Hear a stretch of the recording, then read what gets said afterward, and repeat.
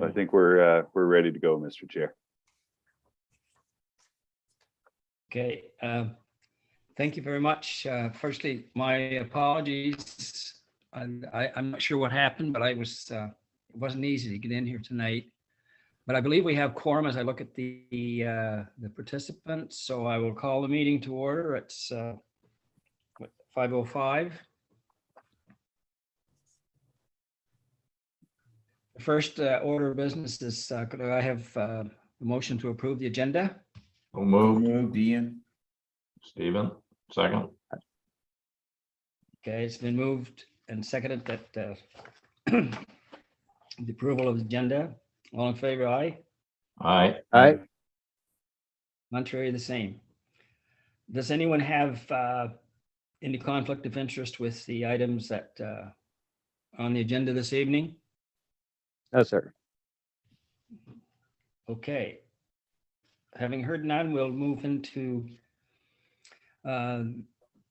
number 4, staff reports. Brett, you're going to discuss signing and spending authorities. Sure. Thank you, Mr. Chair.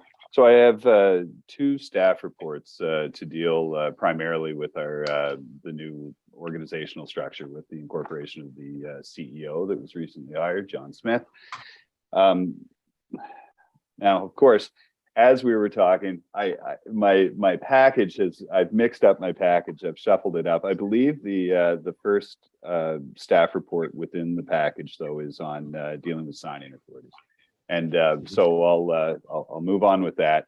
As I noted, the issue at hand that we're trying to resolve with the staff report is that the current signing authorities don't include the newly hired chief executive officer for the Capital Region Service Commission.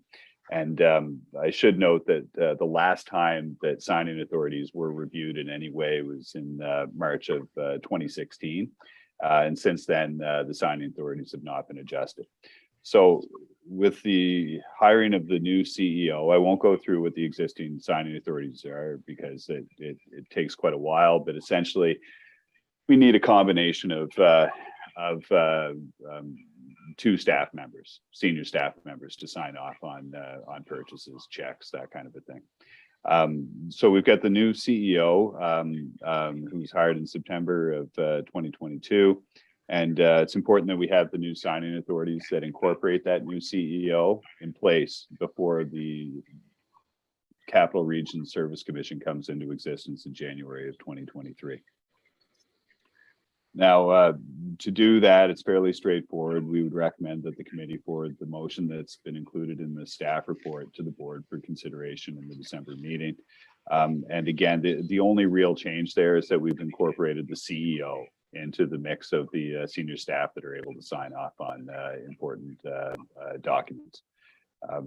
So with that, Mr. Chair, I would recommend that the committee agree to forward that motion that's included in the package to the board for review in December. Okay. Thank you, Brett. What is the favor of the Finance Committee on this? I'm prepared to move the recommendation. Okay. I would second. Okay, it's been moved and seconded. The recommendation has been moved and seconded. Ready for the question? All those in favor signify by saying aye. Aye. Aye. Contrary, the same. Thank you very much. Brett, I guess you have the next item as well. I do. Thanks, Mr. Chair. And it's along a similar vein as the first staff report. Deals with spending authorities, and existing spending authorities do not include the newly hired chief executive officer. Similar to the last report, these spending authorities haven't been reviewed since March of 2016. And I see this again. I won't go through what the existing authorities are. They're included in the staff report. However, we've got 2 things going on this particular issue. One, as I noted before, I think it's important that we incorporate the CEO into our existing spending authorities. Certainly as the highest ranking staff position within the commission, I think it's appropriate that they have the highest signing authority, higher than the executive director. Secondly, I think this is an opportunity to review all of the signing authorities, given the fact that these really haven't been reviewed for 6 years. And in the course of those 6 years, two things have happened. One, most recently, as we're all aware, we've got the incorporation of the new mandates, and obviously that has an impact on the total spending of the organization. Secondly, inflation, which we're all keenly aware of these days, has slowly been rolling on for those intervening years. And I did a fairly quick calculation on it, and compounded inflation over that period totals approximately 30%. So the logic in putting together the new spending authorities that have included in the recommendation, I've increased them all by 30%. And so that was the starting point. I also cleaned it up a little bit. There were in the previous motion or the previous resolution, there were nominal values that can be assigned to staff based on the judgment of the individual that has the signing authority. They can delegate some of that authority to others, but there wasn't a set percentage. So what I've done here, I've allowed for a 40% delegation of each signing authority amount per staff member. And I've increased them all by 30% to account for inflation. And then I made sure that the chief executive officer was, appropriately higher than the chief or than the executive director. So I hope that explanation is clear. Again, similar recommendation to the previous staff report that staff would recommend that the committee forward the attached resolution to the board for consideration in December.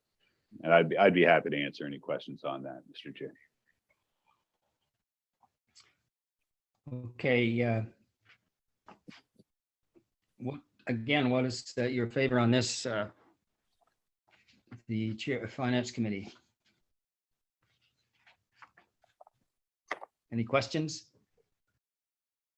Comments? Okay.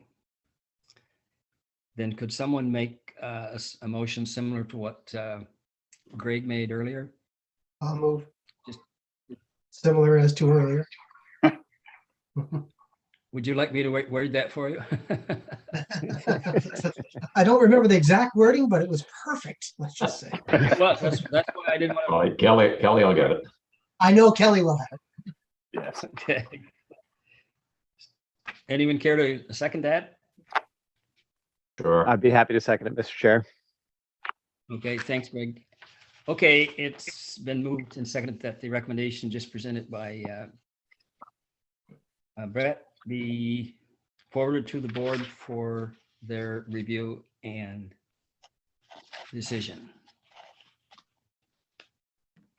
All those in favor, signify by Aye. saying aye. Aye. Contrary, the same. Okay, having heard anything in the contrary, we'll move on to the next item, which is an application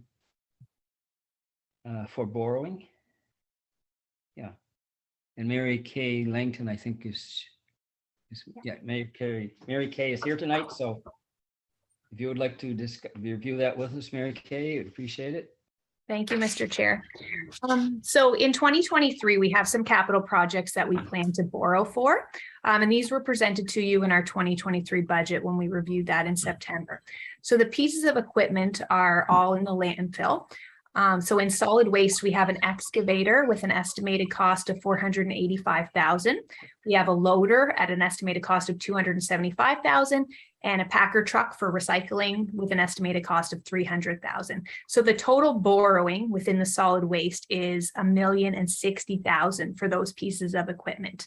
We also are planning to do a lease for a crew cab, and since that's considered borrowing, we also need the approval of the Municipal Capital Borrowing Board before we can actually proceed with any of those projects. And then the last one is in the power generation. We're doing the second engine, the block swap, at an estimated cost of $1 million. So we'll have another application. So it'll be a couple applications, one for power generation, one for solid waste. And in order for us to proceed with that application, we do require board resolution. So there's 3 resolutions included that's recommended to forward onto the board at their December meeting. And that will just allow us the process of starting the application. It usually takes about 2 months from the time we submit the application until we get final approval, which is why we want to get the ball rolling early, so that we don't have to wait till mid-year to get these pieces of equipment, start purchasing them, because there is a big lead time between when it's actually approved and when you actually get the piece of equipment. So we try to get to the Municipal Capital Borrowing Board in January, February at the latest, which is why we're presenting these at this point in time. So you can see the 3 resolutions that are recommended at the bottom of my report. Okay, thank you, Mary Kay. Any questions or discussion on Mary Kay's report? Just one quick question, Mr. Chair, if you please. Yes. I know this was shared before, but I'm trying to remember, what was our ratio for servicing debt? Was it 18, 19%? Our internal target maximum is 15%. Right now, we're about 13 and a half. So Okay. we're well below the 20% that the province wants to see. Okay. That's what I knew we were below, but I couldn't remember what the threshold was. Okay. Any other questions or comments? Then I would like to have a motion to that we move these recommendations to the board for their review and approval. I would so move, Mr. Chair. Second, Ian Kitchen. Okay, it's been moved and seconded. All those in favor signify by saying aye. Aye. Aye. Contrary, same. Thank you, everyone. Now, item number 6, Mary Kay, you were going to give us an update on the post-closure. Yes, thank you, Mr. Chair. So we have been in talks with the auditors. We are due for a post-closure revision calculation. And with the approval of the EIA, and we're getting additional space in the landfill, that's going to have an impact on the life of the landfill and obviously the post-closure calculation. So we've requested that our engineers start working on that calculation. We're hoping to have it back within the next few weeks, so we can go back and forth on that. There's usually a little bit of talks as to estimates and discount rates and that kind of thing. It's a different environment than what we've had in the past couple of years with what interest rates are, inflation, that kind of thing. And those all impact that post-closure calculation. So it's going to be interesting what it actually comes back to be. But they're working on that now. When we get something and we're happy with it, we'll be presenting that to the Finance Committee. So probably early in 2023 is when I expect to be in a position to present that to you. The auditors will also be having a close look at it. We do have a new standard that's going to be impacting us. It's not applicable until fiscal year ends after April 2022. So we could early adopt for 2022 December, which would be this year. But because the province hasn't given us much direction, in talks with the auditors, we thought, you know what, it's probably best to just wait until next year when we have more information available. So we're going to have to do another revision for 2023's year end, but it's kind of unavoidable with the information we have right now. We're just not able to implement those changes in accordance with the PSAB handbook. So that's the update, and I look forward to giving you more information, hopefully early in 2023. Thank you very much, Mary Kay. Does anyone have any questions, comments, or on Mary Kay's update?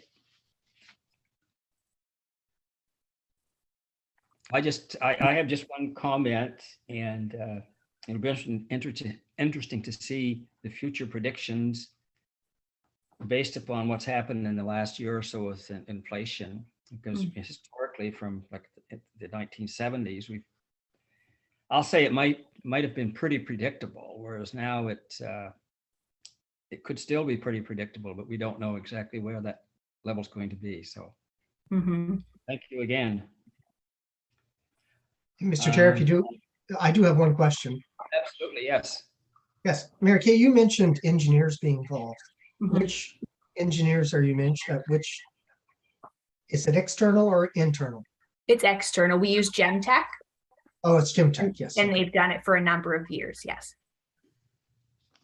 How many years has Jim Tech been on that file? I'll let Brett answer that one before my time. Yeah, I've been with the organization for 20 years, and they predate me. So they're intimately familiar with the site.